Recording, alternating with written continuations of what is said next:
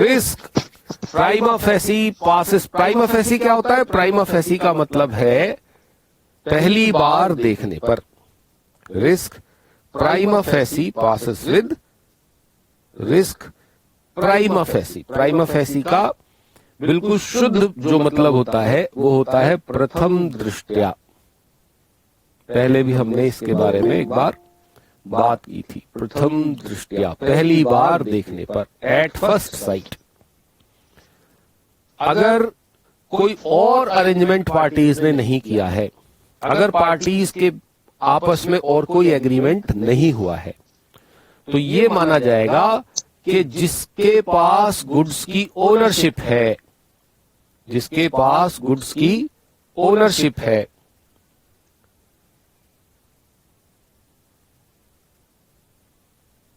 ये अभी जो भी लोग वो कर रहे हैं मैसेजेस, वो थोड़ी देर जरा शांत रहेंगे तो सबके लिए अच्छा होगा। Risk prima facie passes with property, मतलब रिस्क उसका जिसकी प्रॉपर्टी है, जिसकी ओनरशिप है। अगर मान लीजिए आपके हाथ में जूस का ग्लास है और वो अचानक से गल जाए, उसका पेपर खराब है, गल गया और सारा का सारा जूस गिर गया, तो एक आपको छोड़कर बाकी सब लोग हंसने लगेंगे। रीजन, नुकसान आपका हुआ। क्यों? क्योंकि गुड्स के ओनर आप हैं, बाकी लोग नहीं हैं। ठीक है ना? जिसका नुकसान होगा या जो ओनर होगा, नुकसान भी उसी का ही होगा। ठीक है? जो ओनर होगा, नुकसान भी उसी का होगा। अच्छा, ज्वाइन कर लिया। ठीक है? अब ये कह रहा है, देखो कितना अच्छा शब्द है, अनलेस अदरवाइज एग्रीड। मतलब अगर पार्टीज ने कोई और एग्रीमेंट कर लिया है, पार्टीज ने ये एग्रीमेंट कर लिया है कि भाई जब तक पूरी पेमेंट नहीं हो जाएगी तब तक रिस्क सेलर का ही रहेगा। मान लो, मैं मतलब हाइपोथेटिकल एग्जांपल ले रहा हूं, पार्टीज ने आपस में एग्रीमेंट क्या कर लिया, जब तक हम ये नहीं, जब तक हमारा जो सेलर है, जब तक हमारा बायर पूरी पेमेंट नहीं कर देगा सेलर को, तब तक गुड्स की ओनरशिप या गुड्स की प्रॉपर्टी सेलर के पास ही रहेगी। ऐसा एग्रीमेंट कर लिया है बायर और सेलर ने। यानी सेलर से बायर के पास ओनरशिप तभी ट्रांसफर होगी जब बायर फुल पेमेंट कर देगा। अगर ऐसा कुछ तय नहीं हुआ है तो goods remain at seller's risk until property therein transfer to buyer. Seller का रिस्क कब तक रहेगा? सेलर का रिस्क तब तक रहेगा जब तक कि गुड्स की ओनरशिप बायर को ट्रांसफर नहीं हो जाती। But when the property therein transfer to the buyer, the goods at buyer's risk. एक बार अगर बायर को ओनरशिप ट्रांसफर हो गई तो नुकसान किसका होगा? बायर का। फिर कौन रोएगा? बायर। और बाकी सब लोग हंसेंगे। क्यों? क्योंकि नुकसान जब किसी और का होता है तो हमें हंसी आती ही है। एक और इंपॉर्टेंट बात कह रहा है, whether delivery has been made और नॉट। मतलब चाहे गुड्स सेलर के पोजेशन में है, चाहे गुड्स बायर के पोजेशन में है, पोजेशन से कोई फर्क नहीं पड़ता। गुड्स किसके पास पड़े हैं इससे फर्क नहीं पड़ता, गुड्स का ओनर कौन है इससे असर पड़ता है कि रिस्क किसका है। अब ट्रांसफर ऑफ ओनरशिप के बारे में समझ लीजिए, अनएसर्टेन्ड गुड्स में प्रॉपर्टी कभी भी पास नहीं होती, जबकि अनएसर्टेन्ड और स्पेसिफाइड गुड्स के केस में हमें देखना होता है कि पार्टीज ने क्या तय किया है, ओनरशिप कब ट्रांसफर होनी चाहिए। ये पार्टीज ने तय कर लिया है कि ओनरशिप फला डेट को ट्रांसफर होगी। पार्टीज ने तय कर लिया है ओनरशिप इतना पेमेंट देने के बाद होगी। पार्टीज ने तय कर लिया है ओनरशिप डिलीवरी के बाद ट्रांसफर होगी। जैसी पार्टीज की इंटेंशन हो, एसर्टेन्ड गुड्स में ओनरशिप तभी पास होगी, स्पेसिफिक गुड्स में, स्पेसिफाइड गुड्स में ओनरशिप तभी पास होगी जब पार्टीज ने चाहा हो या जब पार्टीज चाहें। और भैया मेरे अनएसर्टेन्ड गुड्स में कभी भी ओनरशिप ट्रांसफर नहीं होती है, होती ही नहीं है। जो गुड्स अभी तक सेपरेट नहीं किए गए हैं, जो गुड्स अभी तक बायर ने पसंद नहीं किए हैं, उनमें ओनरशिप ट्रांसफर नहीं होती। और एसर्टेन्ड गुड्स में ओनरशिप किस समय ट्रांसफर मानी जाएगी, उसके लिए आपको देखना पड़ेगा बायर्स की इंटेंशन। सर बायर्स की इंटेंशन देखने के लिए क्या करें, दूरबीन लगा लें? नहीं, बायर की इंटेंशन या तो टर्म्स ऑफ एग्रीमेंट में लिखी होगी, हम अभी टर्म्स ऑफ एग्रीमेंट की भी बात करेंगे, या पार्टीज के कंडक्ट से पता लगेगी। ओनरशिप किस समय ट्रांसफर हो रही है, ये पार्टीज के कंडक्ट से पता लग जाएगी आपको, या फिर उस पर्टिकुलर केस के सर्कमस्टांसेस से पता लगेगी। नंबर 1, टर्म्स ऑफ एग्रीमेंट से पता लगेगी। टर्म्स ऑफ एग्रीमेंट से भी पता नहीं लग रही तो पार्टीज के कंडक्ट से पता लगेगी। पार्टीज के कंडक्ट से भी पता नहीं लग रही है तो सर्कमस्टांस ऑफ केस से पता लगेगी। एक एक करके डिफाइन करता हूं। टर्म ऑफ एग्रीमेंट से कैसे पता लगेगी, यह आपके इंस्टीट्यूट के मॉड्यूल में नहीं है, ध्यान से सुनना। सुन रहे हो? Yes sir. Yes sir. Module में नहीं है इसलिए बता रहा हूं, ध्यान से सुनना, एग्जाम के लिए इंपॉर्टेंट है, वैसे भी जनरली भी इंपॉर्टेंट है। हम ये जानना चाह रहे हैं कि भाई बायर को ओनरशिप किस पॉइंट पे ट्रांसफर होगी। तो टर्म्स देख लो जी एग्रीमेंट के, एग्रीमेंट खोल के देख लिया हमने। एग्रीमेंट में एक टर्म लिखा हुआ है ex factory, sale is on ex factory basis. Agreement में क्या लिखा है, sale is on ex factory basis, ऐसे लिखा है। देख लिया जी टर्म ऑफ एग्रीमेंट? हाँ जी देख लिया। क्या लिखा है जी उसमें, sale is on ex factory लिखा है सर, है ना। तो इसका मतलब क्या है, एक्स फैक्ट्री। सर हमने एक्स गर्लफ्रेंड सुना है, एक्स बॉयफ्रेंड भी सुना है, एक्स फैक्ट्री तो पहली बार सुना है। आज सुन लो, देखो एक्स फैक्ट्री का क्या मतलब होता है। ये कौन है, ये है सेलर। ये कौन है, ये है बायर। सेलर ये कह रहा है बायर से, I will put your goods outside the factory, मैं तुम्हारे गुड्स फैक्ट्री के बाहर रख दूंगा, फैक्ट्री के गेट के बाहर। ये मेरी फैक्ट्री रही और मैं कहां रख रहा हूं गुड्स, फैक्ट्री के गेट के बाहर। यहां से उठाकर लेकर जाने की जिम्मेदारी बायर की है। बायर कह रहा है that means ownership is passed when goods are put outside the factory. ये बायर नहीं कह रहा, बायर तो कहेगा ओके ठीक है, ये तो मैं आपको बता रहा हूं। सेलर ने क्या कहा बायर से, मैं गुड्स फैक्ट्री के गेट के बाहर तक रखवा दूंगा, आगे तुम्हारी जिम्मेदारी। इसका मतलब ओनरशिप कहां ट्रांसफर होगी, या ओनरशिप किस समय ट्रांसफर हो जाएगी। बताओ स्टूडेंट्स, कब ओनरशिप ट्रांसफर मान ली जाएगी, जब गुड्स फैक्ट्री के बाहर रख दिए जाएंगे। बिल्कुल सही। Moment goods are put outside the factory of seller, outside the godown of seller, outside the shop of seller.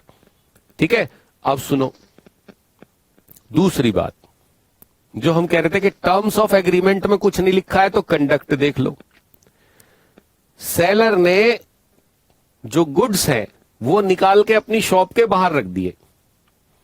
Buyer बोला बस 2 मिनट रुको, मैं जरा रिक्शा लेकर आया। इसका मतलब क्या है, इसका मतलब यह है कि बायर ने गुड्स कहां एक्सेप्ट कर लिए, शॉप के बाहर। कंडक्ट से पता लग रहा है कि transfer of property ex factory हो रही है, एक्स शॉप हो रही है, एक्स गोडाउन हो रही है, पता लग रहा है कंडक्ट से। जहां टर्म्स ऑफ एग्रीमेंट में कुछ नहीं लिखा, वहां किस चीज से पता लग जाएगा आपको, वहां पता लग जाएगा कंडक्ट ऑफ पार्टीज। और कंडक्ट ऑफ पार्टीज से भी पता न लगे तो फिर उस पर्टिकुलर केस को अलग से देखना होगा। एक बात मैंने आपको क्लियर करी, एक्स फैक्ट्री क्या होती है। ठीक है जी, अगर आपको क्लियर हो गया है एक्स फैक्ट्री क्या होती है तो एक बार थम्स अप वाली इमोजी दबा दीजिए। नेक्स्ट टॉपिक पर चलते हैं तब तक हम, कि और टर्म्स ऑफ एग्रीमेंट क्या हो सकता है। एक टर्म्स ऑफ एग्रीमेंट होता है free on board. Very good, Mayur Shah, Prateek, Ishant, Yashika, बहुत सुंदर, बहुत बढ़िया, Nitesh, Nitish, very good.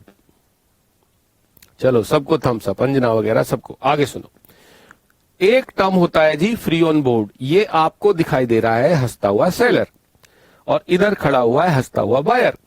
Seller क्या कह रहा है, सेलर कह रहा है I will load your goods on the board of vehicle. खुशी थम्स अप आ गया, ठीक है, बहुत बढ़िया। सब लोग यानी के सुन रहे हैं और समझ भी रहे हैं, सबका थम्स अप आ गया। हाँ, एक समय था जब गुरु दक्षिणा में अंगूठा मांग लिया करते थे। Yes, sir. आज गुरु क्या मांग रहे हैं? अंगूठा मांग रहे हैं दोबारा से, लेकिन काट कर नहीं, इमोजी भेजने को कह रहे हैं, है ना। कोई काट के मत भेज देना भाई, कभी मुझे जेल करवा दो। हम सब मतलब वो इमोजी वाला। क्या कह रहा है जी? मैं आपके गुड्स फैक्ट्री के बाहर एक ट्रक में लोड करवा दूंगा।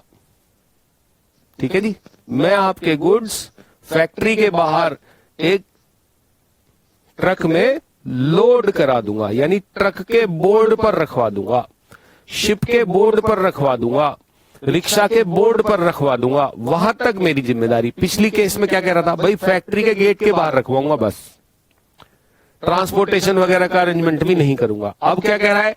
ट्रांसपोर्ट का अरेंजमेंट मैं कर दूंगा, ट्रक बुलवा लूंगा, ट्रक पर रखवा दूंगा, आगे ले जाने की जिम्मेदारी तुम्हारी। यानी ओनरशिप किस समय ट्रांसफर होगी? जब गुड्स फैक्ट्री के बाहर आएंगे या जब गुड्स ट्रक में लोड हो जाएंगे? ट्रक में लोड हो जाएंगे। ट्रक में लोड होने से पहले गुड्स खराब हुए तो किसका खराब हुआ? सेलर का। सेलर का। और ट्रक में लोड होने के बाद खराब हुए तो किसका खराब हुआ? बायर का। समझ गए आप लोग? बायर कह रहा ownership is transferred when goods are so loaded. जैसे ही गुड्स लोड हो जाएंगे ओनरशिप ट्रांसफर हो जाएगी। Next, cost insurance freight. Cost insurance freight में सेलर कह रहा है कि भगवान, एक ग्राहक देवता, मैं क्या करूंगा? मैं गुड्स आपके प्लेस तक भेज दूंगा ड्यूली इंश्योर्ड। रास्ते में भी अगर कोई दिक्कत होगी तो मैं भुगतूंगा उसको, क्योंकि मैंने गुड्स इंश्योर कराकर भेजे हैं। ठीक है, यहां सेलर ने गुड्स रखे हुए हैं, वो क्या करेगा? गुड्स को एक ट्रक में लोड कराएगा। ठीक है, और ट्रक कहां जाएगा? बायर के घर तक जाएगा, बायर के ऑफिस तक जाएगा। और ओनरशिप कब ट्रांसफर होगी? ओनरशिप तब ट्रांसफर होगी जब वो गुड्स बायर के पास पहुंच जाएंगे, है ना।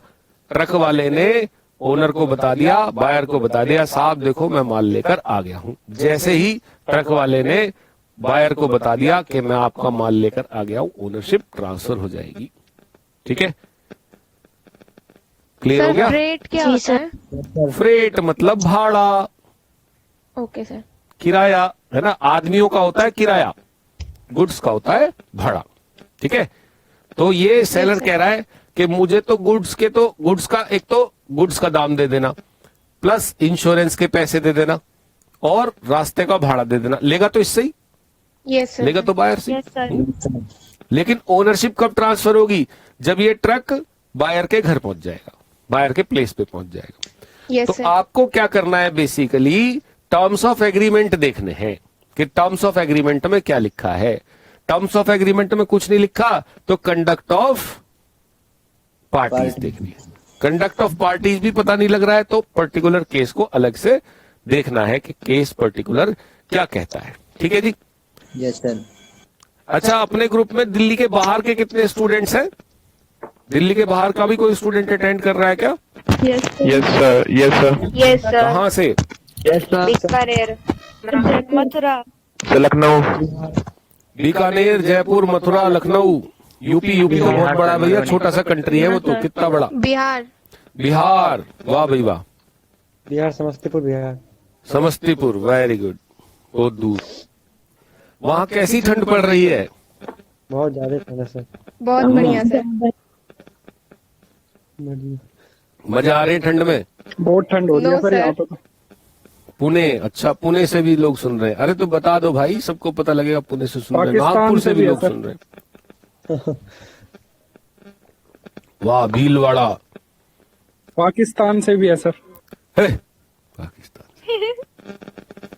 सुने, पाकिस्तान वाले भी, अच्छी बात है ना। भलाई की सप्लाई तो हर जगह जारी रहनी चाहिए, ऐसी क्या बात। Yes sir. वहां भी जो स्टूडेंट आप बैठा कहाँ से है, हो सर? मैं तो दिल्ली में ही हूँ, है ना। वहां भी अगर कोई अच्छा। स्टूडेंट बैठा है, लॉ पढ़ना चाहता है, तो देखे भाई, लॉ तो एक सही है, यहाँ का भी वहां का भी, सेल ऑफ गुड्स एक्ट, यहाँ भी वही चलता है, वहां भी वही चलता है। इंडियन सर, बस कॉन्ट्रैक्ट इंडिया की एक्ट, जगह पाकिस्तान बस कॉन्ट्रैक्ट पाकिस्तान कॉन्ट्रैक्ट एक्ट, बस इतना सही तो है ना। चलिए, ये तो मैंने इसलिए बीच में बात पूछी, यहाँ काफी ठंड हो रही थी तो मैंने बीच में चाय पी ली इसलिए। चलिए, अब ट्रांसफर ऑफ ओनरशिप की बात एक स्टेप आगे जाती है। आप रिक्वेस्ट एक्सेप्ट कर लो। अच्छा, कोई खड़े हैं इंतजार में? ओके, अच्छा, वेटिंग में है एक चाहत। आ गया, ठीक है। देखो, अभी हमने क्या कहा था, अनएसर्टेन्ड गुड्स में तो ओनरशिप ट्रांसफर ही नहीं हो सकती, और एसर्टेन्ड और स्पेसिफिक गुड्स के लिए क्या करो, पार्टीज की इंटेंशन देखो। अब ये कह रहा है कि स्पेसिफिक गुड्स में एक चीज ध्यान कर लो, क्या, अगर गुड्स बिल्कुल डिलीवरेबल स्टेट में है, ऐसे गुड्स जो बाजार में बिल्कुल पैक मिलते हैं, जैसे टूथपेस्ट, चिप्स, मैगी, तो पैक मिलते हैं, इसमें कुछ करना नहीं है, बिल्कुल एकदम डिलीवरेबल कंडीशन में है। अगर स्पेसिफिक गुड्स हैं और वो डिलीवरेबल कंडीशन में है, तो जैसे ही कॉन्ट्रैक्ट ऑफ सेल हुआ, जैसे ही कॉन्ट्रैक्ट ऑफ सेल हो गया, वैसे ही ओनरशिप ट्रांसफर हो जाएगी। आपको एक बहुत अच्छा एग्जांपल बताता हूं। मैं एक गिफ्ट शॉप में गया, वहां पर बहुत सुंदर सुंदर ग्लास आर्टवेयर रखे हुए थे, ग्लास की मूर्तियां। वहां उन्होंने एक बोर्ड लगाया हुआ था, you can touch the artware, you can pick the artware, you can feel the artware, but if it is broken it's yours. है ना जी, शीशे की चीज है, उठाओ, देखो, फील करो, उछालो, कैच करो, कोई दिक्कत नहीं, कोई परेशानी नहीं। लेकिन अगर ये टूट गया तो ये आपका हो जाएगा, सेल ऑफ गुड्स एक्ट के हिसाब से कॉन्ट्रैक्ट कंप्लीट मान लिया जाएगा। टर्म्स ऑफ एग्रीमेंट ही तो हुए ये, है ना। Yes sir. गुड्स अगर sir, डिलीवरेबल कंडीशन में है, तो जिस समय कॉन्ट्रैक्ट ऑफ सेल हो गया, जिस समय बायर ने गुड्स को उठा लिया, उसी समय ओनरशिप ट्रांसफर मानी जाती है। लेकिन अगर गुड्स में अभी कुछ और भी करना है, अगर गुड्स में अभी कुछ और भी करना है, तो ओनरशिप तभी ट्रांसफर मानी जाएगी जब वो काम भी कर दिया जाए। ठीक है, जैसे एक शॉप में उन्होंने बहुत सारे फ्लावर्स रखे हुए हैं और कहा है कि आप अपना बुके खुद बनाइए, जो भी फ्लावर्स बुके में रखना चाहते हैं खुद रखिए, फिर हम उसे बुके की शेप देंगे, बाकायदा बुके में लगाकर आपको देंगे। आपने फूल चुन लिए, अभी क्या करना बाकी रह गया, अभी जो सेलर है वो उसका बुके बनाएगा, उन फूलों को कट करेगा, उनको बुके में सजाएगा, प्रॉपर उसकी पैकिंग करके तब देगा। तो ओनरशिप कब ट्रांसफर होगी? ओनरशिप तब ट्रांसफर होगी जब वो बुके बना दिया जाएगा। अब बात आ गई एसर्टेन्ड गुड्स की। एसर्टेन्ड गुड्स के बारे में कहा गया है कि गुड्स, एसर्टेन्ड गुड्स की ओनरशिप कब ट्रांसफर होती है? एसर्टेन्ड गुड्स की ओनरशिप तब ट्रांसफर होती है जब वो छांट लिए जाएं, एप्रोप्रिएट कर लिए जाएं। एसर्टेन्ड गुड्स कौन से होते हैं? एसर्टेन्ड गुड्स वो होते हैं जो कॉन्ट्रैक्ट ऑफ सेल होने के बाद छांटे जाते हैं। और स्पेसिफिक गुड्स कौन होते हैं? स्पेसिफिक गुड्स वो होते हैं जो कॉन्ट्रैक्ट ऑफ सेल होते समय ही छांट लिए गए हैं, जो अभी हमने थोड़ी देर पहले एग्जांपल देखा, चिप्स, टूथपेस्ट वगैरह सब स्पेसिफिक गुड्स हैं, क्योंकि जैसे ही आपने छांटा कॉन्ट्रैक्ट ऑफ सेल हो गया। लेकिन एसर्टेन्ड गुड्स वो हैं जो कॉन्ट्रैक्ट ऑफ सेल होने के बाद छांटे जाएंगे। जैसे जो बड़ी मंडियां हैं जिसमें होलसेल में ग्रेन्स बेचे जाते हैं, दाल, चावल, वीट, वहां क्या है, आपको चावल का एक सैंपल दिखाया जाता है छोटा सा, फिर आप कहते हैं ठीक है इस चावल की 10 बोरियां भिजवा दो। ठीक है, तो आपकी जो 10 बोरियां हैं वो कॉन्ट्रैक्ट ऑफ सेल होने के बाद छाटी जाती हैं, उन्हें कहा जाएगा एसरटेन्ड गुड्स। और पहले से तैयार गुड्स रखे हुए हैं और जैसे ही आपने उठा लिया कॉन्ट्रैक्ट ऑफ सेल हो गया, उन्हें कहेंगे स्पेसिफिक गुड्स। अब यहां पर ये कह रहा है जी एप्रोप्रिएशन मतलब क्या, छांटना मतलब क्या, छटनी किसे कहते हैं सेल ऑफ गुड्स एक्ट के हिसाब से। तो छटनी का मतलब है बहुत सारे गुड्स में से आपके द्वारा मांगे हुए गुड्स को अलग कर देना। सेलर ने आपके मांगे हुए गुड्स को अपने बल्क में से अलग कर दिया, दैट इज कॉल्ड एप्रोप्रिएशन और एसरटेनमेंट। एप्रोप्रिएशन ऑफ गुड्स के बारे में कुछ रूल्स हैं, ये समझ लीजिए। पहली बात, ascertainment is process by which goods, कितनी सुंदर बात है, आंसरिंग द डिस्क्रिप्शन, उस डिस्क्रिप्शन के गुड्स अलग करना जिस डिस्क्रिप्शन के गुड्स बायर ने खरीदे हैं। बायर ने कहा है कि मुझे 200 पीस पेप्सोडेंट 100 ग्राम वाला चाहिए, तो अलग क्या करना है, 200 पीस पेप्सोडेंट 100 ग्राम वाला आर आइडेंटिफाइड, पसंद कर लिए गए और अलग कर लिए गए। Ascertainment is unilateral act of seller, seller अकेला ही कर देगा, उसके लिए बायर को बुलाने की जरूरत नहीं है। इन्वॉल्व्स सिलेक्शन ऑफ गुड्स, इसमें गुड्स का सिलेक्शन शामिल है, with the intention of using them. Seller को बायर ने कहा था हाँ इस तरह के चावल की 10 बोरियां भिजवा देना, सेलर के पास उस तरह की 100 बोरियां रखी हैं। सेलर यूनिलेटरल एक्ट करता है, एक मजदूर को लेकर जाता है, उस तरह की 10 बोरियां निकलवाता है। किस लिए कर रहा है वो ऐसा, ताकि बायर उसको यूज कर सके। सिलेक्शन कौन कर रहा है इस केस में, सिलेक्शन सेलर कर रहा है।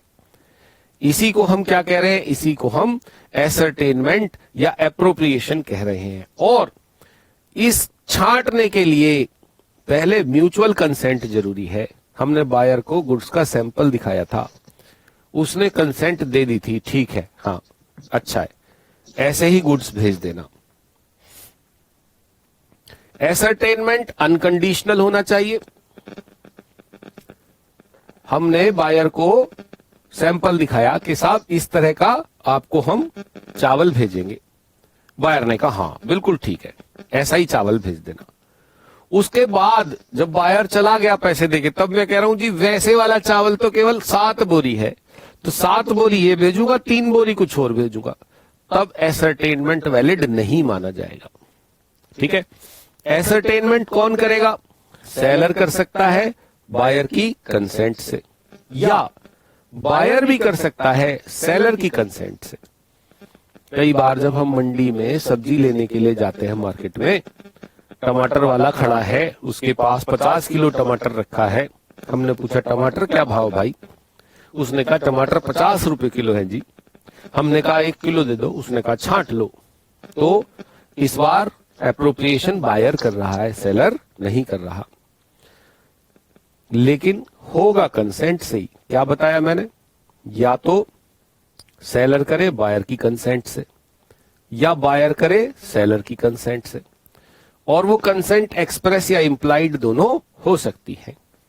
सेलर ने कहा आपकी बोरियां गोडाउन में रखी हैं, आप घर पहुंचो, मैं आपकी बोरियां भिजवाता हूं। बायर बोला अच्छा नमस्ते लाला जी, मैं घर जा रहा हूं। जब बायर वहां से उठकर चल दिया तो समझ लीजिए बायर ने कंसेंट दे दी। कैसी, इंप्लाइड। उसने नहीं कहा हाँ जी आप जाओ छांट लो, लेकिन सेलर ने कहा मैं छटवा दूंगा जी, और बायर क्या बोला, ठीक है जी मैं घर जाता हूं। उसने नहीं कहा हाँ जी आप छांट लो, उसने क्या कहा, ठीक है जी मैं घर जाता हूं। इंप्लाइड है कि वो सेलर को बोल के गया कि आप मेरे लिए गुड्स छांट लेना। और कंसेंट जो है वो छांटने से पहले भी ली जा सकती है और बाद में भी ली जा सकती है।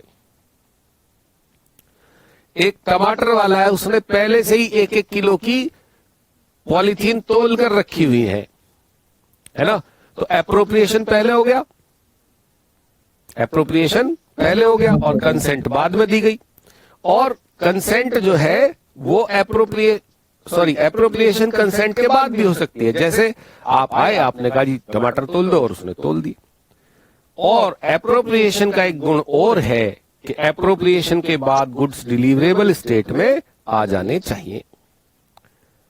Goods are of same description, पिछली स्लाइड में भी यही तो कहा था हमने।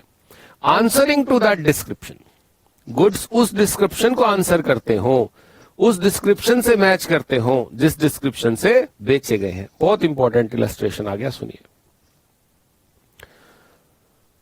बायर ने कहा कि मुझे 20 गैलन ऑयल चाहिए।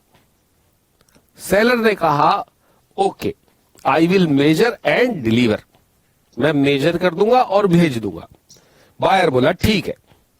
सेलर के पास एक बड़ा ड्रम है, बड़ी टंकी है, जिसमें से वो छोटी छोटी गैलन भर के भेजेगा। 20 गैलन मांगी है बायर ने। सेलर ने 1, 2, 3, 4 गैलन भर दी, अलग रख दी। Appropriation complete. फिर सेलर घर चला गया, तभी उसके गोडाउन में आग लग गई।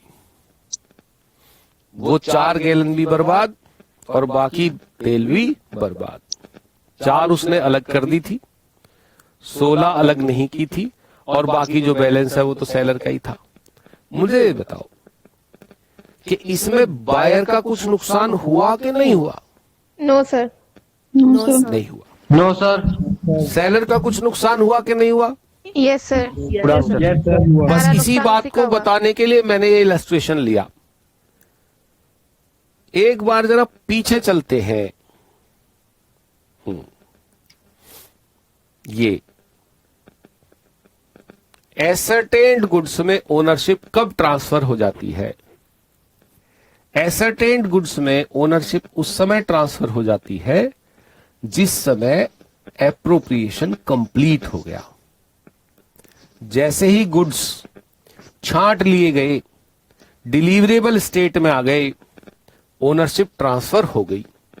और इससे भी पहले हमने पढ़ा था कि जैसे ही ओनरशिप ट्रांसफर हो जाती है, वैसे ही क्या ट्रांसफर हो जाता है? रिस्क भी ट्रांसफर हो जाता है। इस बात से कोई फर्क नहीं पड़ता कि डिलीवरी किसको हुई या किसको नहीं हुई।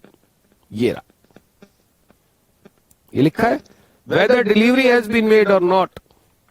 जैसे ही ओनरशिप ट्रांसफर हो गई, अब ध्यान से सुनना, यही बात समझाने के लिए मैंने आज की क्लास रखी है। जैसे ही एसर्टेन्ड गुड्स की एप्रोप्रिएशन हो गई, छांट कर अलग कर दिए गए, ओनरशिप किसको ट्रांसफर हो गई? ओनरशिप बायर को ट्रांसफर हो गई। डिलीवरी हुई या नहीं हुई, इससे कोई फर्क नहीं पड़ता है। इससे कोई फर्क नहीं पड़ता है। अब मैं वापस आता हूं उसी वाले एग्जाम्पल में जो हमने, जिसमें थोड़ी देर पहले आग लगाई थी ऑयल में। ठीक है जी, ध्यान देना, दोबारा से मेरी बात पर गौर करना। बायर ने क्या कहा? कितनी गैलन चाहिए? 20। सेलर ने कहा ठीक है, मैं मेजर कर दूंगा, डिलीवर भी कर दूंगा, चिंता नहीं करो, है ना। बोला ठीक है। अब सेलर ने क्या किया? बायर के गुड्स को एप्रोप्रिएट करना था इसको, है ना, और इसने एप्रोप्रिएट कर दी। कितनी गैलन? 4 गैलन। 4 गैलन एप्रोप्रिएट हो गई। जैसे ही 4 गैलन एप्रोप्रिएट हो गई मित्रों, 4 गैलन जैसे ही एप्रोप्रिएट हो गई, इसकी ओनरशिप किसको चली गई? बायर को। बायर को। बस ये बात ध्यान रखना। तो 4 गैलन ऑयल का नुकसान हुआ बायर का, और 16 गैलन ऑयल का नुकसान हुआ सेलर। सेलर का। इसीलिए आज की पूरी क्लास रखी गई है। बहुत सारे स्टूडेंट्स को इसमें कंफ्यूजन रहता ही रहता है। अगर गुड्स एसर्टेन्ड गुड्स हैं तो जैसे ही वो छांट लिए गए, अलग कर लिए गए, अनकंडीशनल एप्रोप्रिएशन हो गया, उसकी ओनरशिप ट्रांसफर मान ली जाती है। और जैसे ही ओनरशिप ट्रांसफर मान ली जाती है, वैसे ही रिस्क भी ट्रांसफर हो जाता है। इस पर किसी का कोई डाउट है तो अभी पूछ लीजिए। No sir. No sir. पक्का? Yes sir. सबको समझ में आ गया? यस बहुत सुंदर। चलो एक और बार थम्स अप कर दो, फिर नहीं करवाऊंगा। जिस जिसको समझ में आ गया थम्स अप भेज दीजिए। मैं 2-3-4 सेकंड आराम से खड़ा हूं, कोई परेशानी नहीं है। बहुत इंपॉर्टेंट क्लास चल रही है।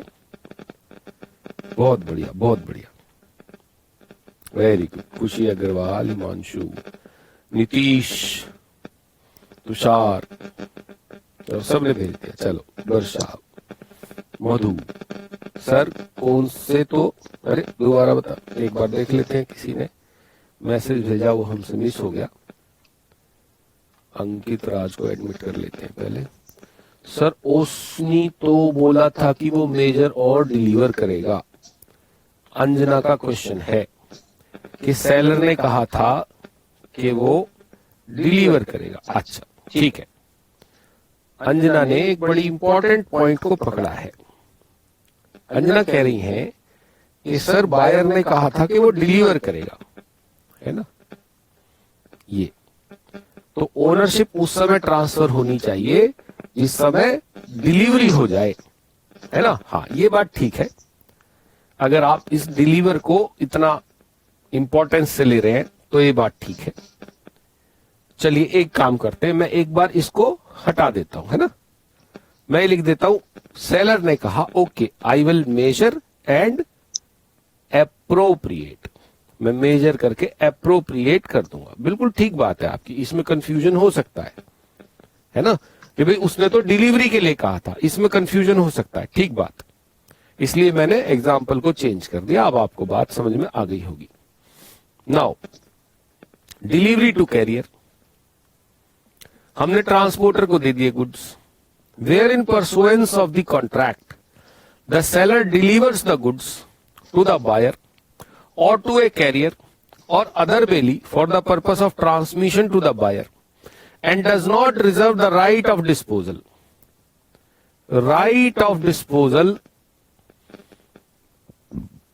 का मतलब है right to use goods, use, divert, कुछ भी। ये कह रहा है जी, सेलर ने गुड्स या तो बायर को दे दिए, या ट्रांसपोर्टर को दे दिए, या किसी बेली को दे दिए। क्या करने के लिए? बायर के यहां भिजवाने के लिए। और साथ ही ये भी कह दिया कि भाई अब मेरा इस गुड्स पर कोई अधिकार नहीं है, गुड्स बायर के हो गए। तो ही have deemed to appropriated the goods for the purpose of contract. जैसे ही आपने बायर को दे दिए, बेली को दे दिए, कैरियर को दे दिए, मान लिया जाएगा कि आपने बायर के बिहाफ पर गुड्स छांट दिए, और जैसे ही गुड्स छांट दिए गए वैसे ही ओनरशिप ट्रांसफर हो गई, ऐसा मान लिया जाएगा। Effect of destruction of goods, ये क्वेश्चन हो सकता है इस बार आए, हो सकता है अगली बार आए, लेकिन ये इंपॉर्टेंट क्वेश्चंस की कैटेगरी में रहता है। ये कह रहा है जी, मान लो बायर और सेलर के बीच में अभी कॉन्ट्रैक्ट हुआ नहीं, और जिन गुड्स के रिगार्डिंग कॉन्ट्रैक्ट हो रहा था वो कॉन्ट्रैक्ट ऑफ सेल होने से पहले ही डिस्ट्रॉय हो चुके। सीधा पहुंच जाओ इंडियन कॉन्ट्रैक्ट एक्ट में, बाइलेटरल मिस्टेक या mutual mistake in relation to existence of subject matter. जिस चीज के ट्रांसफर ऑफ ओनरशिप का एग्रीमेंट होने जा रहा है, वो चीज एग्रीमेंट होने से पहले तबाह हो चुकी है, डिस्ट्रॉय हो चुकी है, और ये बात बायर सेलर दोनों ही नहीं जानते। यानी कि बाइलेटरल मिस्टेक है, mistake as to existence of subject matter है। तो कॉन्ट्रैक्ट वॉइड हो जाएगा कि नहीं हो जाएगा? Yes sir. Yes sir, void हो जाएगा। Where there is a contract of sale of specific goods, the contract is void. ध्यान रखना भाई, अगर कॉन्ट्रैक्ट होने से पहले ही गुड्स डिस्ट्रॉय हो चुके हैं, सेलर और बायर दोनों को इस बारे में मालूम नहीं है, किस समय, उस समय जिस समय कॉन्ट्रैक्ट हो रहा है गुड्स उससे पहले ही डिस्ट्रॉय हो चुके हैं, तो आंसर होगा कि कॉन्ट्रैक्ट बिकम वॉइड। अच्छा, वो कह रहा है एग्रीमेंट टू सेल तो हो गया, एग्रीमेंट टू सेल हो गया था नवंबर में, कॉन्ट्रैक्ट ऑफ सेल होना था जनवरी में, और गुड्स डिस्ट्रॉय हो गए दिसंबर में। और ना तो बायर की इसमें कोई गलती है, ना सेलर की इसमें कोई गलती है। तो बायर को तो अभी ओनरशिप ट्रांसफर ही नहीं हुई है ना, एग्रीमेंट टू सेल में तो ओनरशिप ट्रांसफर होती नहीं है। गुड्स खराब हो चुके हैं। किससे पहले खराब हो चुके? कॉन्ट्रैक्ट ऑफ सेल से पहले खराब हो चुके। यही बात तो हो गई कुछ कुछ, है ना। बस ये समझ लीजिए कि इसमें इसने एक एडिशनल बात जोड़ दी। क्या बात जोड़ दी?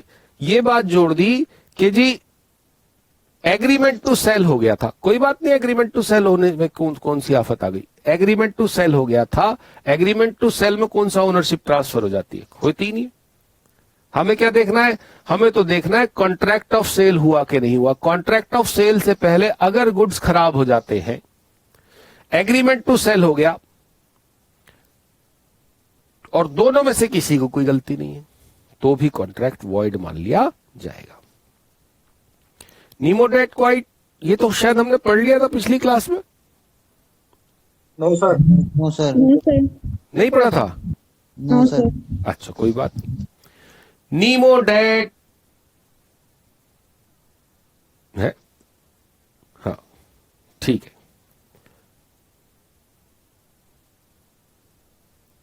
ये कह रहा है no one can transfer what he himself does not possess.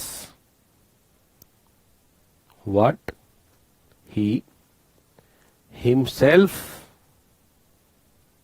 does not possess. जो चीज मेरे पास नहीं है वो मैं आपको ट्रांसफर नहीं कर सकता। मैं आपको क्या पढ़ाता हूं? लॉ। लो। Yes sir. मैं आपको मैथ्स क्यों नहीं पढ़ाता? क्योंकि वो आपका सब्जेक्ट नहीं है। क्योंकि वो मुझे खुद ही नहीं आता। मैंने 10th के बाद मैथ्स छोड़ दी थी। तो जो चीज मेरे पास ही नहीं है वो मैं आपको कैसे ट्रांसफर कर सकता हूं?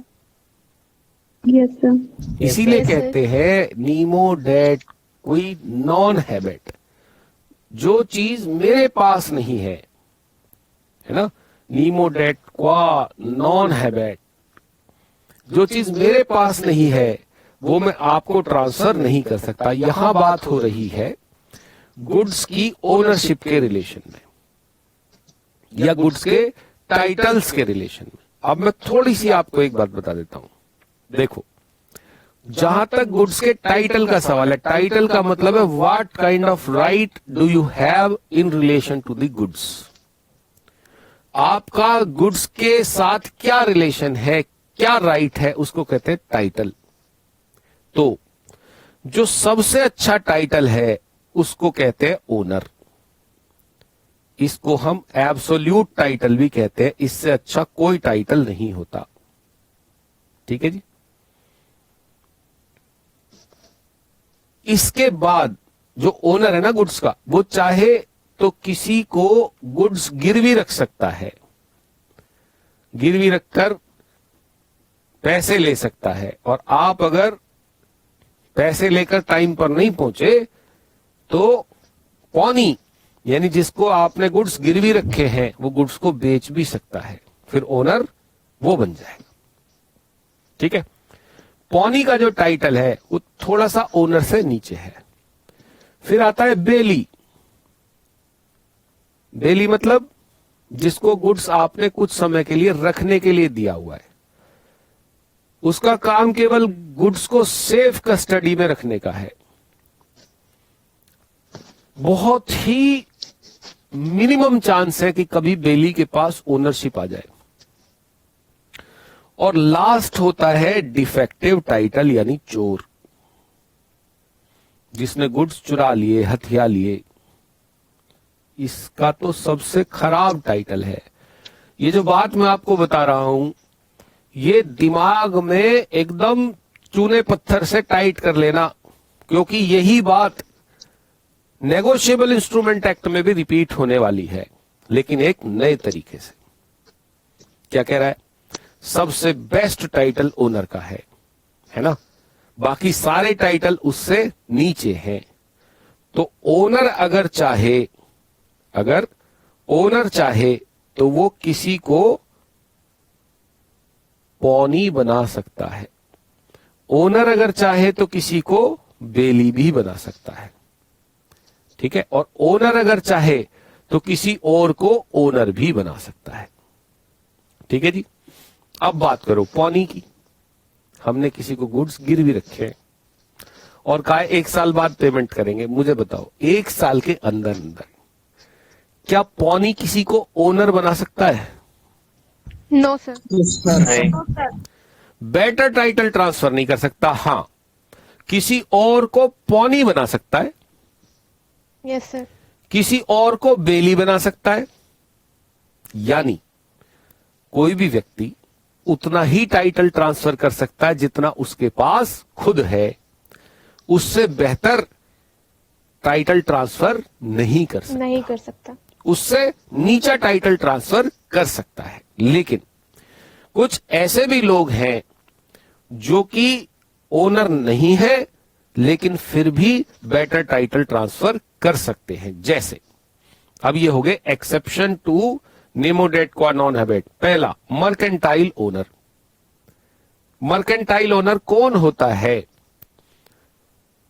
मर्केंटाइल ओनर वो होता है जो गुड्स को किसी और के बिहाफ पर बेच सकता है, खरीद सकता है और गिरवी रखकर पैसे भी ले सकता है।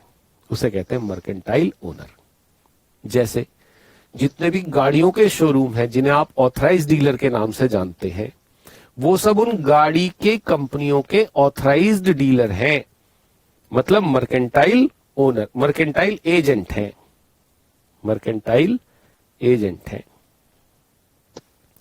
दूसरा है जॉइंट ओनर, मतलब जैसे कि पार्टनर्स।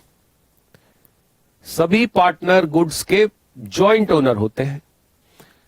कुछ गुड्स खरीद के लाया कोई और पार्टनर, बेच दिया किसी और पार्टनर ने, तो खरीदने वाले के पास वैलिड टाइटल ट्रांसफर होगा।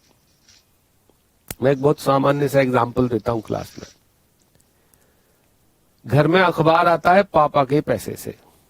ओनर कौन है? पापा। इकट्ठा हो जाता है 2 महीने तक, फिर कबाड़ी वाला आता है, बेच दिया जाता है। क्या? अखबार। किस रूप में? कबाड़ के रूप में। पैसे कौन रख लेता है? मम्मी। क्या कबाड़ी वाले के पास वैलिड टाइटल गया? The answer is yes. Why?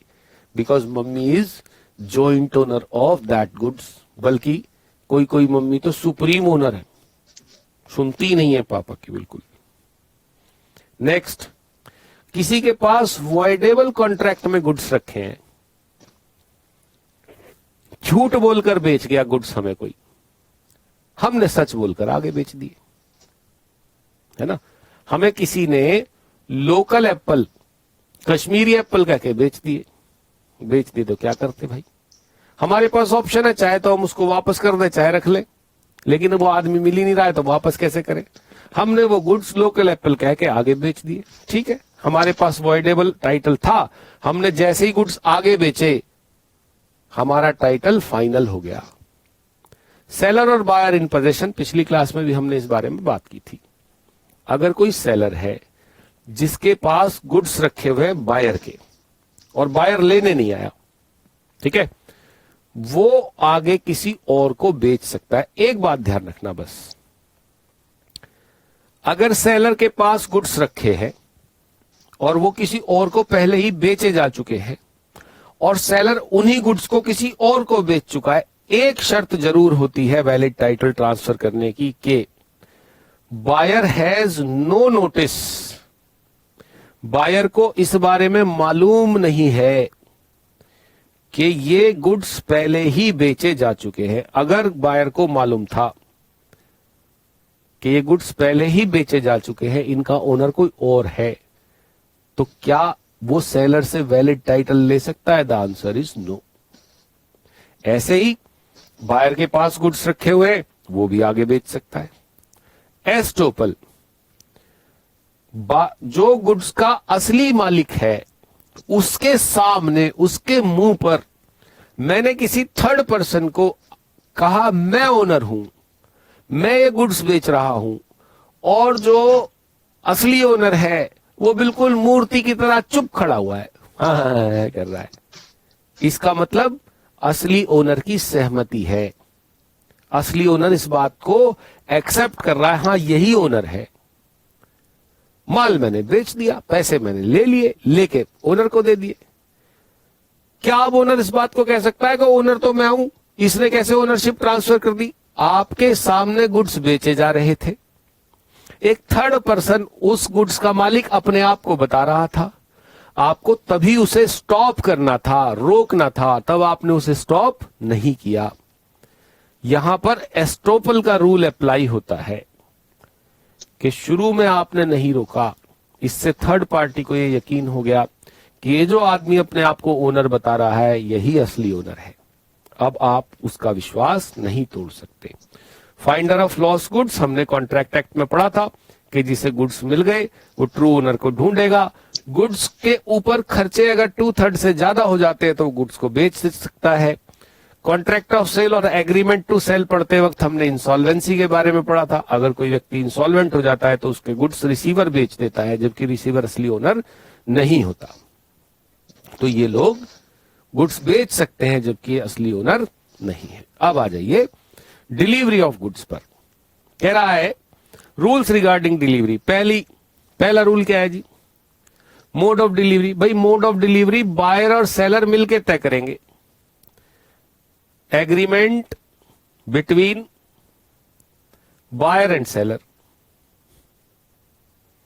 Parties तय करेंगी कि कैसे मोड ऑफ डिलीवरी रहेगा। अगर कोई तय नहीं कर पाता है तो रीजनेबल मोड से डिलीवरी हो जाएगी। Delivery of goods and payment of price. ये जो डिलीवरी ऑफ गुड्स और पेमेंट ऑफ प्राइस है ये कोलेटरल चीजें हैं, ये मेन इंग्रेडिएंट नहीं है सेल का। डिलीवरी अभी हो रही है, पेमेंट बाद में होगी, पेमेंट अभी हो रही है, डिलीवरी बाद में होगी, डिलीवरी भी अभी हो रही है, पेमेंट भी अभी हो रही है। तो यानी डिलीवरी और पेमेंट सेल के कोलेटरल एलिमेंट है, मेन एलिमेंट नहीं है, और ये आगे पीछे ऊपर नीचे दाएं बाएं हो सकते हैं। Effect of part delivery. मैंने दुकान पर फोन करके बोला कि मुझको 4 चीज पिज्जा चाहिए। दुकान वाले ने पिज्जा ब्रेड तो तुरंत भेज दी। मैंने कहा भाई बाकी आइटम टॉपिंग्स चीज वगैरह, वो कह रहा धीरे धीरे आएगा, अभी आ रहा है, अभी टॉपिंग्स आने वाली है, रुको। फिर टॉपिंग्स आ गई, फिर पिज्जा आ गया, वो फिर चीज आ गया, और फिर उसका बॉक्स आ गया। क्या मैं इस तरह से पार्ट पार्ट में गुड्स लेने के लिए लाइबल हूं? The answer is no. या तो मुझे पूरे गुड्स चाहिए या मुझे कुछ नहीं चाहिए। लेकिन अगर मैं कोई ऐसा कंडक्ट करता हूं जिससे पता लगता है कि मैंने पार्ट गुड्स एक्सेप्ट कर लिए हैं, तो पार्ट गुड्स की ओनरशिप ट्रांसफर मान ली जाएगी। जैसे मैंने पिज्जा ब्रेड ले लिया, ठीक है फिर टॉपिंग्स आ गई, टॉपिंग्स भी ले ली और पिज्जा ब्रेड के ऊपर लगा दी। इसका मतलब क्या है कि मैं उसे खाने की तैयारी कर रहा हूं। यानी मेरा कंडक्ट ये शो कर रहा है कि पार्ट पार्ट गुड्स आते जा रहे हैं, मैं पार्ट पार्ट एक्सेप्ट करता जा रहा हूं, तो जितना पार्ट मैंने एक्सेप्ट कर लिया उतने की ओनरशिप मुझे ट्रांसफर मान ली जाएगी। 4th पॉइंट, सेलर को बिल्कुल भी आवश्यक नहीं है कि वो अपनी मर्जी से गुड्स बायर को भेजे। जब तक बायर सेलर को ये ना कहे कि माल भेज दीजिए, तब तक, जब तक बायर गुड्स के लिए अप्लाई ना करे तब तक सेलर की कोई जिम्मेदारी नहीं है कि गुड्स बायर को भेजे। समझे? बायर कहेगा गुड्स भेज दो तभी सेलर गुड्स भेजेगा, अदरवाइज नहीं भेजेगा। Place of delivery unless otherwise agreed. अगर पार्टीज के बीच में कोई और एग्रीमेंट नहीं हुआ है, कोई और बात तय नहीं हुई है, तो प्लेस ऑफ सेलर, सेलर की दुकान, सेलर की फैक्ट्री, सेलर का गोडाउन, वहां से जाकर बायर को गुड्स उठाने हैं। टाइम ऑफ डिलीवरी रीजनेबल होगा। अगर तय है टाइम तो तय टाइम पर डिलीवरी होनी चाहिए, कोई टाइम तय नहीं है तो रीजनेबल टाइम पर डिलीवरी हो जानी चाहिए। ये तो पहले पढ़ाया हुआ है। अगर कोई थर्ड पर्सन बायर से कहे कि साहब अभी तक गुड्स मैं सेलर के बिहाफ पर होल्ड कर रहा था, अब मैं गुड्स आपके बिहाफ पर होल्ड करता हूं, इस तरह की डिलीवरी को क्या कहते हैं? बताओ। कंस्ट्रक्टिव। वेरी आस्था ने, मधु ने जवाब दिया, कंस्ट्रक्टिव डिलीवरी। विवेक ने भी जवाब दिया कंस्ट्रक्टिव डिलीवरी। तो डिलीवरी वैलिड मानी जाती है कि नहीं? हाँ। Yes sir. Cost of delivery, इसका मतलब क्या है ये समझ लो, इसमें बहुत बच्चे कंफ्यूज रहते हैं। इसके लिए जरा ये बात समझ लो, क्या प्लेस ऑफ डिलीवरी हमने क्या बताया? प्लेस ऑफ सेलर, सेलर की दुकान तक। प्लेस ऑफ डिलीवरी क्या है? सेलर की दुकान। अब मुझे बताओ कि गुड्स को सेलर की दुकान तक लाने का खर्चा, दोबारा सुनो, गुड्स को सेलर की दुकान तक लाने का खर्चा कौन करता है? Seller sir. सेलर। तो कॉस्ट ऑफ डिलीवरी कौन उठाएगा? सेलर। सेलर उठाएगा, unless otherwise agreed. Delivery of wrong quantity, delivery of wrong quantity में दो बातें हो सकती हैं जी। या तो सेलर ने आपको एक्सेस क्वांटिटी भेज दी है, या आपको डेफिसिट क्वांटिटी भेजी है। एक्सेस भेजी है तो आप सारा भी एक्सेप्ट कर सकते हैं, जितना आपने मंगाया था, जितना आपने एग्री किया था उतना भी एक्सेप्ट कर सकते हैं, बाकी वापस कर दो। मान लीजिए आपने मंगाए थे 100 और उसने भेज दिए 110 पीस, तो आप 110 पीस भी रख सकते हैं, फिर आपको 10 पीस की पेमेंट भी करनी पड़ेगी। 100 पीस रख सकते हैं, 10 वापस भेज सकते हैं, और सारा का सारा कंसाइनमेंट भी रिजेक्ट कर सकते हैं, पूरे 110 वापस भी भेज सकते हैं। अगर आपने मांगे थे 100 और सेलर ने भेजे 90, तो आप पूरा एक्सेप्ट भी कर सकते हैं और पूरा रिजेक्ट भी कर सकते हैं। मान लीजिए आपने सारा का सारा जो माल था वो रिजेक्ट कर दिया, भैया मैंने तो 100 मांगे थे, 100 भेजोगे तो ही एक्सेप्ट करूंगा।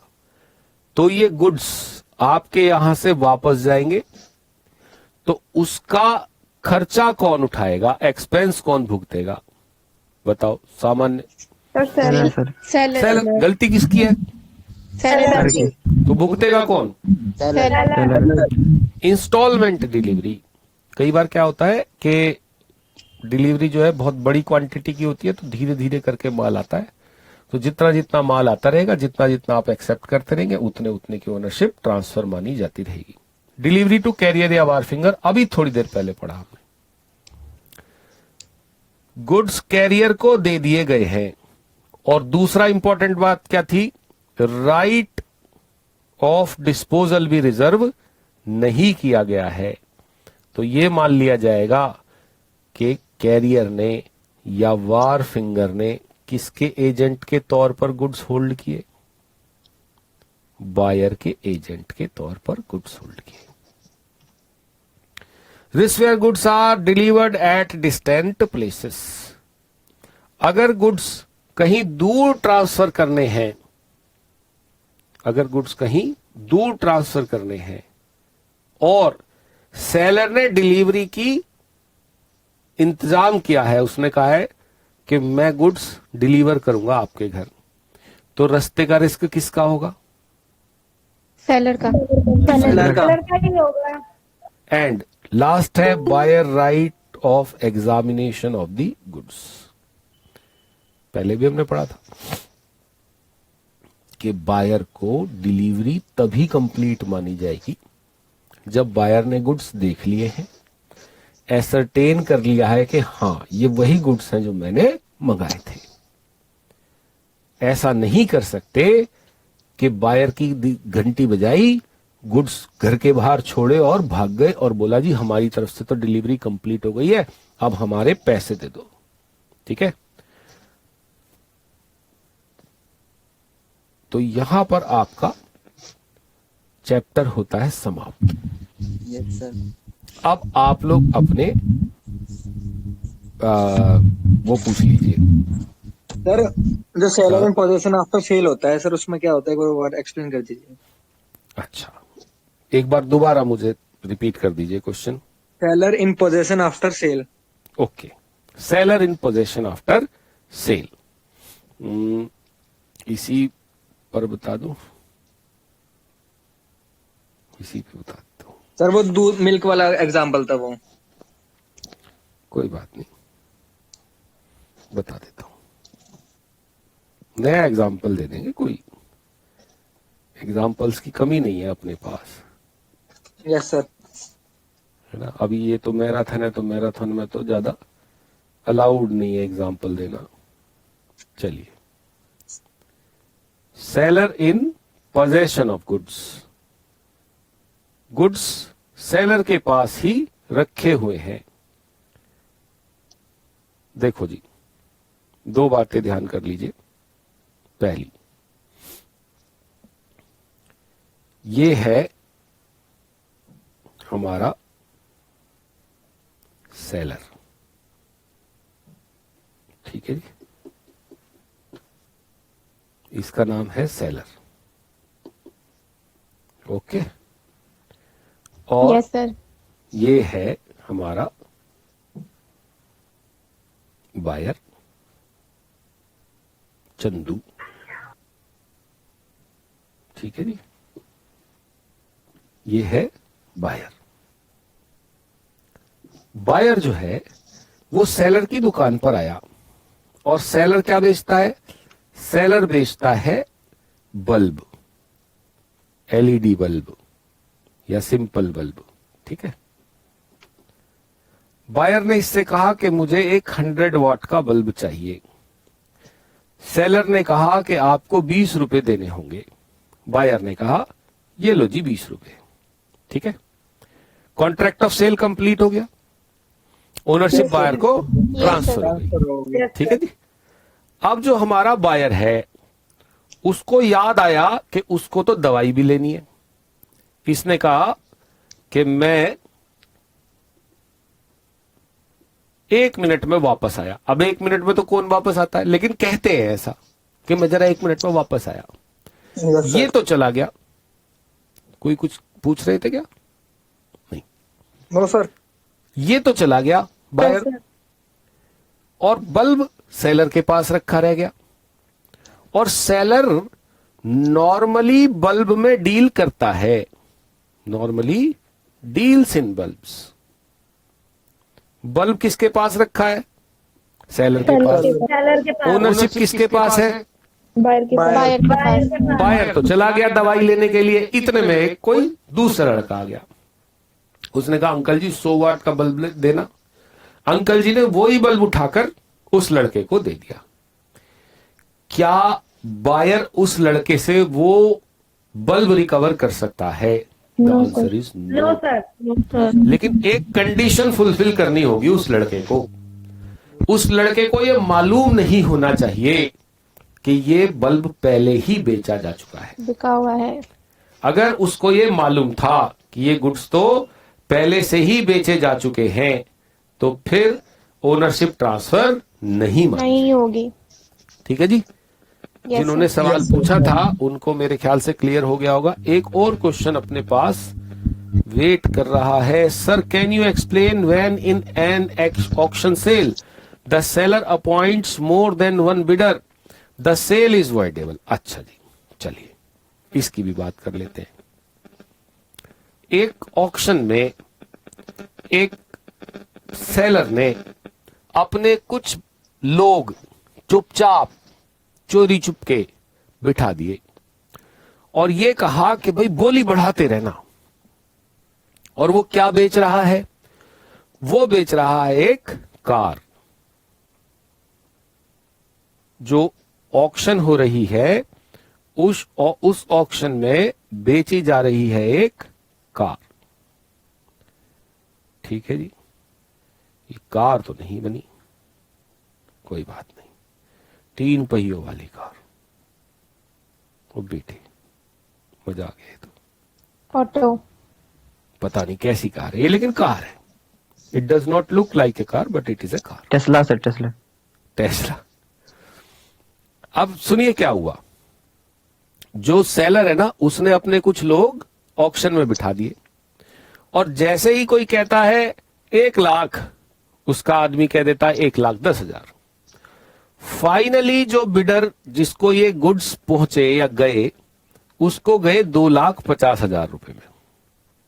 और ये बात बिडर को पता लग गई कि ये जो 3 लड़के बैठे हैं ये सेलर नहीं बिठाए थे। अगर ये लोग बैठे नहीं होते ना तो तुम्हें यही गाड़ी 2 लाख रुपए में मिल जाती। इन्होंने जानबूझकर प्राइस बढ़ा दिया। बहुत गलत बात है। तो अब बिडर के पास 2 ऑप्शंस हैं। पहला, वो इस गाड़ी को वापस कर सकता है। वो कह सकता है आपने मेरे साथ चीटिंग करी, फ्रॉड करा सेक्शन 17 के हिसाब से, आपको पता था ये मेरे लोग हैं, फिर भी आपने इन्हें बीच में बिठाया। प्रिटेंडेड बिडिंग, वापस कर सकता है। दूसरा ऑप्शन उसके पास क्या है, वो कह रहा है ये कार 25 लाख में भी अगर मुझे मिल जाए तो मैं ले लूं। मैं तो इसके पीछे पड़ा हुआ था कार के बहुत दिन से। 2.5 लाख तो कुछ भी नहीं, मैं तो ले जा रहा हूं। बढ़ा दियो इन्होंने, इन्हें पता ही नहीं है इन्होंने क्या बेच दिया है। वो अब भी खुश है तो कार लेके भी जा सकता है।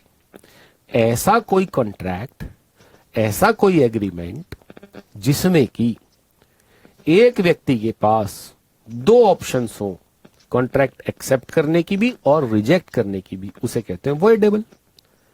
तो अगर प्रिटेंडेड बिडिंग होती है तो कॉन्ट्रैक्ट वॉइडेबल हो जाता है at the option of buyer. ठीक है जी। सर नॉर्मल एक्टिविटीज क्या होती हैं?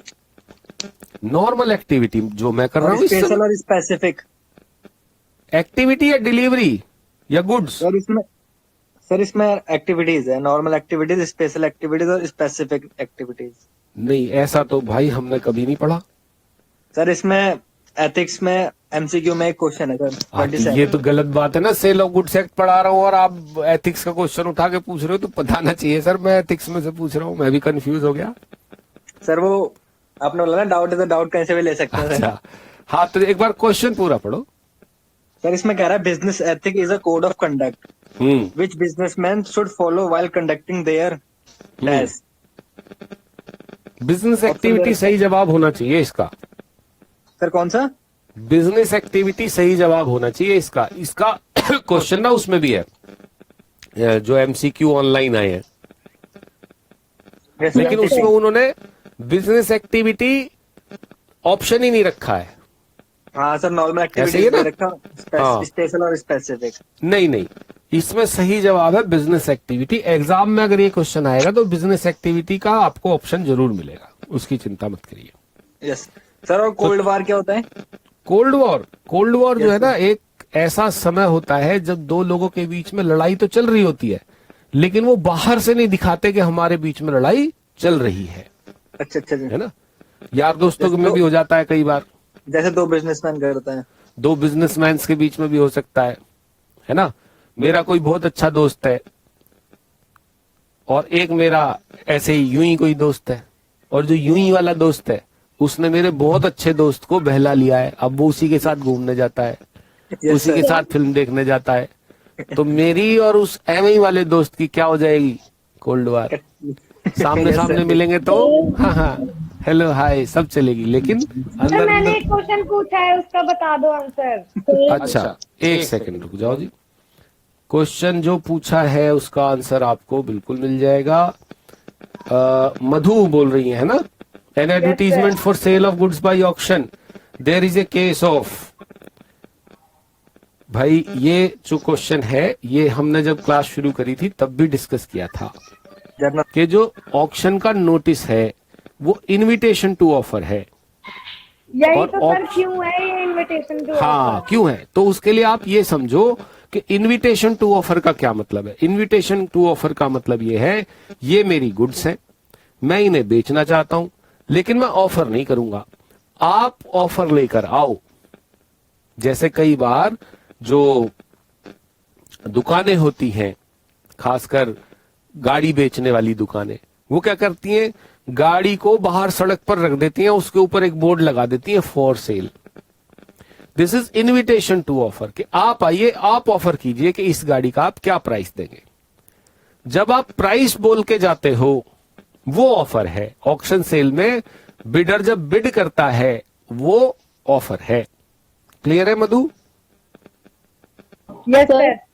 सर खुशी ने, हाँ सुनो, एक विवेक शर्मा कह रहे हैं sir Sale of goods Act की पीडीएफ सेंड कर देना, आज कर दूंगा।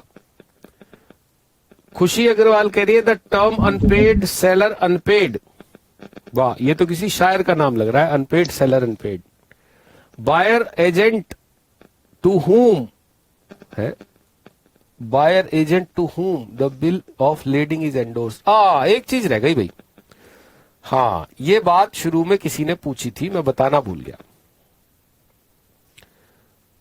बिल ऑफ लेडिंग या document of title and document showing title क्या होता है? यस सर, बताया नहीं आपने, है ना, अब बता दूंगा। देखो यस सर। ये जिसने क्वेश्चन पूछा है उसको थैंक्स करना चाहिए, खुशी अग्रवाल, कि हमें बात याद आ गई। सुनिए, एक चीज है document of title, document of title, और दूसरी है डॉक्यूमेंट शोइंग टाइटल।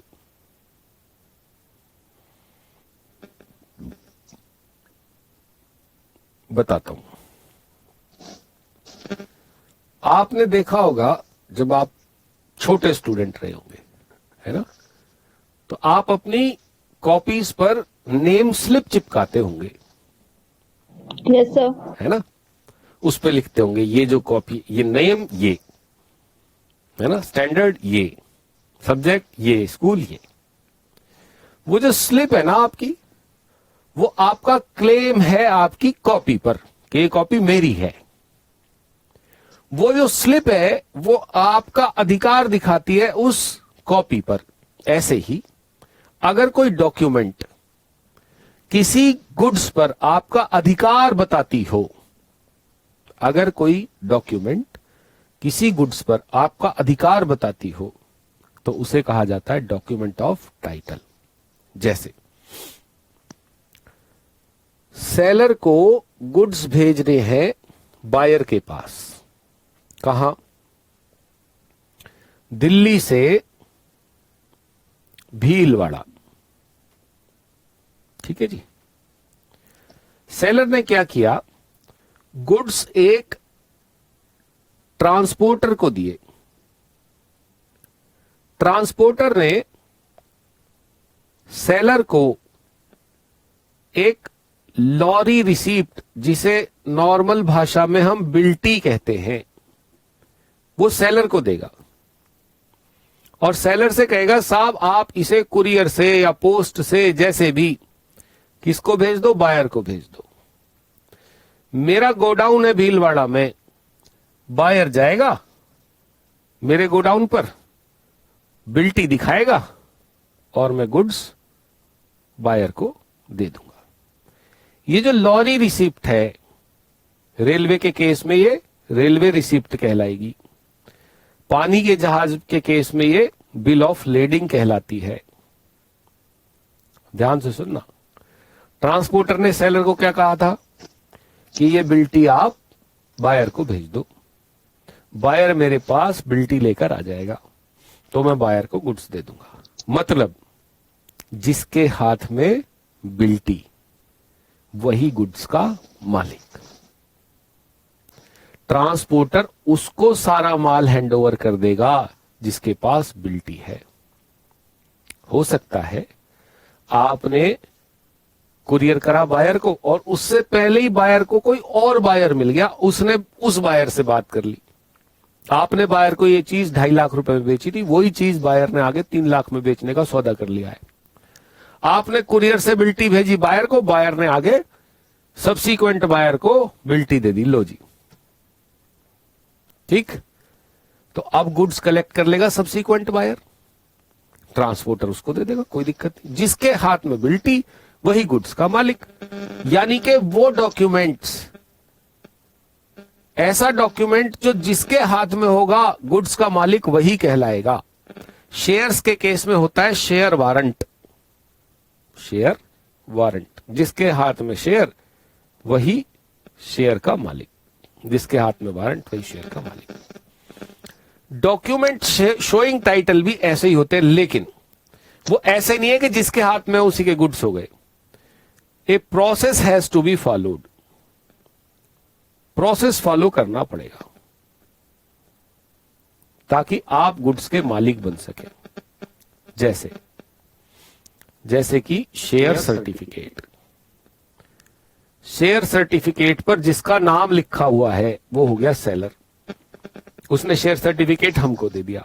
एक होती है transfer deed, transfer deed sign करके देगा, फिर हम गुड्स को भेजेंगे कहां, कंपनी के पास, कंपनी उस शेयर को ट्रांसफर करेगी, हमारे नाम शेयर्स चढ़ाएगी, हमें शेयर सर्टिफिकेट भेजेगी, तब हमें शेयर्स का ओनरशिप मिलेगी, उससे पहले नहीं मिलेगी।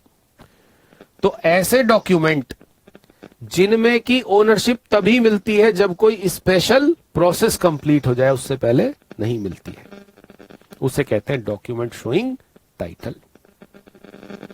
Dock warrant, wharfinger certificate, bill of lading, railway receipt, lorry receipt, ये सब डॉक्यूमेंट ऑफ टाइटल है।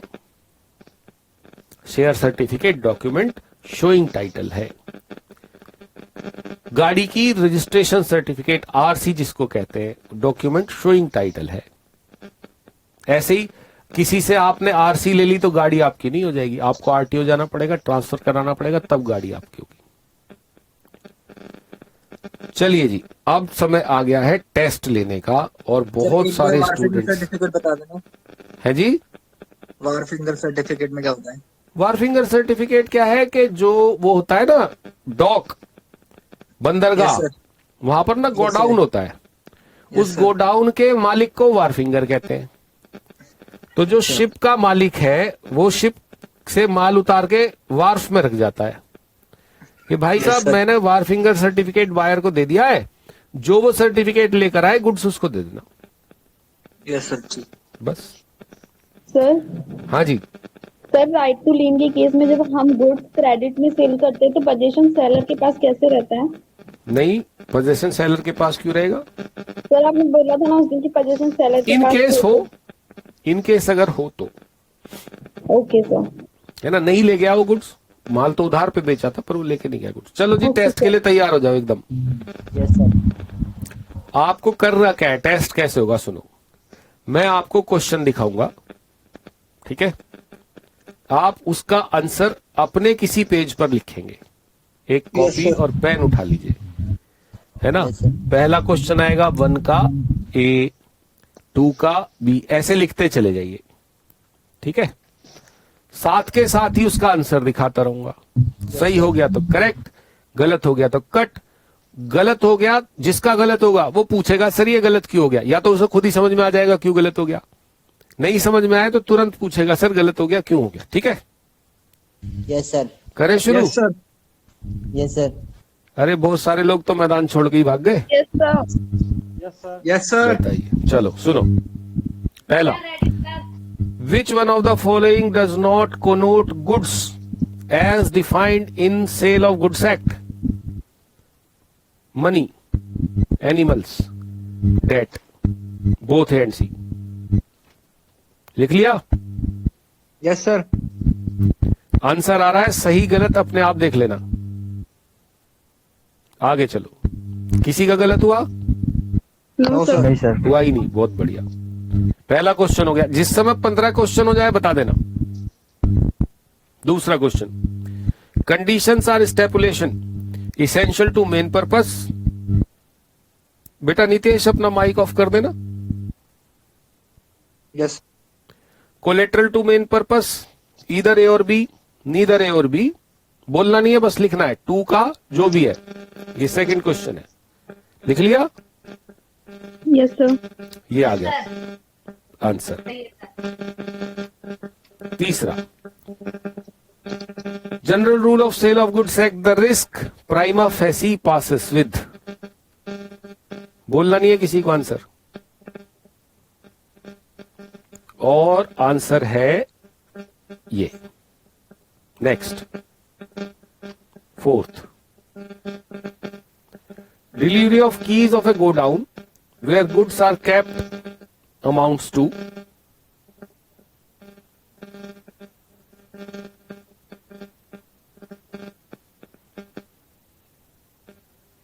और ये रहा आंसर। लिख रहे हो ना पहले आंसर, बाद में Yes, चेक। sir. हाँ, Yes, sir. इंतजार तो नहीं कर रहे? No, sir. हाँ, चीटिंग नहीं करना। गलत ही नहीं हुआ अभी तक। कोई नहीं, अच्छी बात है।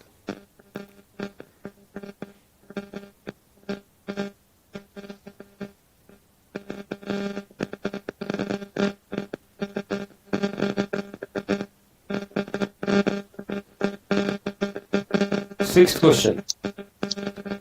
In pretended bidding, sale is voidable at the option of seller, valid, voidable at the option of buyer, illegal। और ये रहा answer. Seventh, an agreement to sell is executory contract, executed contract, neither A or B। बहुत शोर आ रहा है। शोर आ रहा है, Yes, sir. किसी और ने मुझे लग रहा है माइक ऑन कर लिया है। प्लीज अगर किसी का माइक ऑन है तो ऑफ कर लो भाई। ये रहा आंसर। एट्थ क्वेश्चन,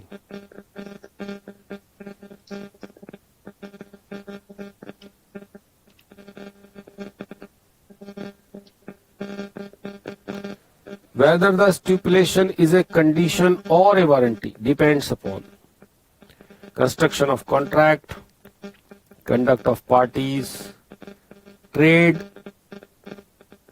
custom या local laws। ये रहा answer.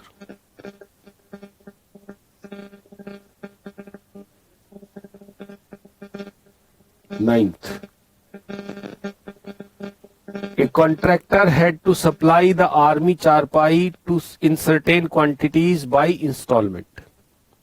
He failed to supply requisite number, and even after that breach, the installment of charpais was received by army authorities. Meanwhile, the work orders were however cancelled। Work order तो cancel कर दिया, लेकिन चारपाइयां रख ली।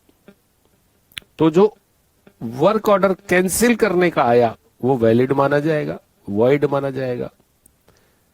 Without authority या contract could claim damages.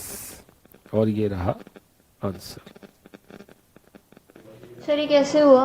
हाँ, ये कैसे हुआ? सर ये समझा दी। सुनो, इंस्टॉलमेंट में गुड्स भेजने थे, फिर भी उसने नहीं भेजे, है ना, ब्रीच कर दिया। लेकिन ब्रीच के बाद भी अगर आपने एक्सेप्ट करे हैं गुड्स, इसका मतलब क्या है? इसका मतलब है you are showing by your conduct that you are still treating the agreement or contract as continuing। ये हालांकि सेल ऑफ गुड्स एक्ट का क्वेश्चन है नहीं, क्वेश्चन ये कॉन्ट्रैक्ट एक्ट का है। ठीक है ना, कि अगर कोई ब्रीच ऑफ कॉन्ट्रैक्ट हो जाता है, फिर भी आप कुछ ऐसा कंडक्ट करते हैं जिससे ये दिखाई देता है कि अभी भी आप कॉन्ट्रैक्ट को कंटिन्यूइंग मान रहे हैं, तो फिर आप कॉन्ट्रैक्ट को वॉइड नहीं मान सकते है। हाँ, order cancelling the work contract is void, क्योंकि सप्लाई अभी चालू है। 10th, voluntary transfer of position from one person to another person is called. ये रहा answer, delivery. The term unpaid seller, ये 11th क्वेश्चन है ना? Yes, sir. Yes, sir. The term unpaid seller include buyer's agent to whom bill of lading is endorsed, buyer agent to whom goods have been delivered, seller's agent to whom bill of lading is endorsed, seller's agent to whom goods have been delivered. ये question में आप फंसोगे जरूर.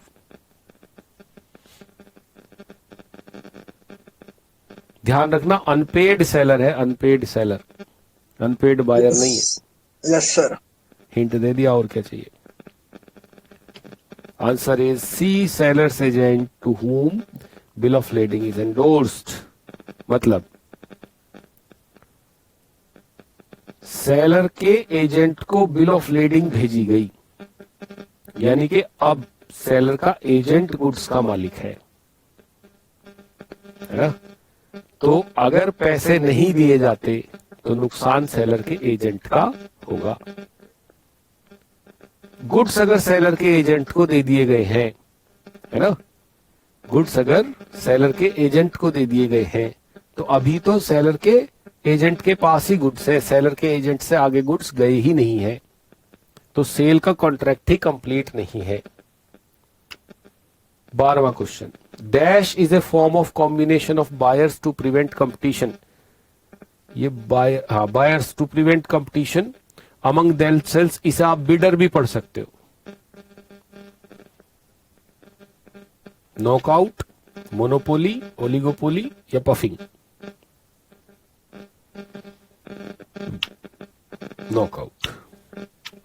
13th, ये class शुरू होने से पहले भी पूछा था किसी ने.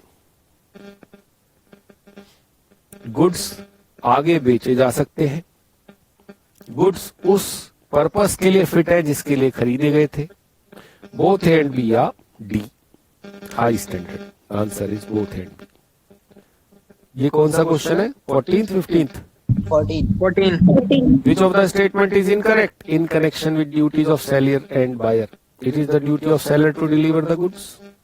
It is the duty of buyer to accept goods and pay for them. It is not duty of seller to deliver the goods. It is the duty of buyer to take delivery of goods.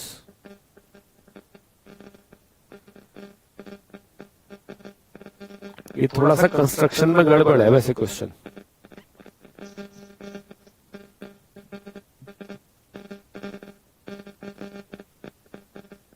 चलो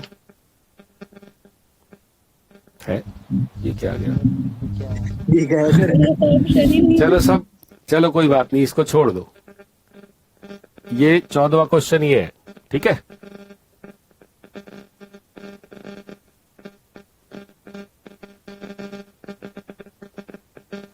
ये 14th question मानो इसे, है.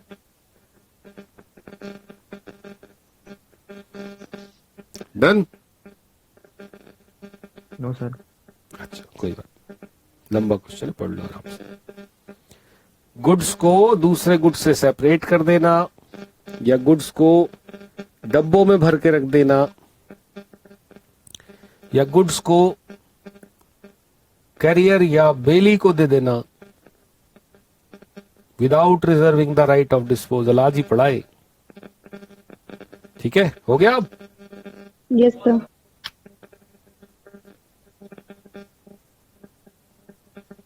Putting the quantity of goods sold in suitable receptacles. याद है gallons में भर रहा था वो seller. Yes sir. Yes yes sir. Sir. Yes sir. ठीक. लास्ट क्वेश्चन अभी, ये 50 नहीं है, 15 है. An act by which an intending bidder is discouraged or dissuaded from bidding in an auction sale is called.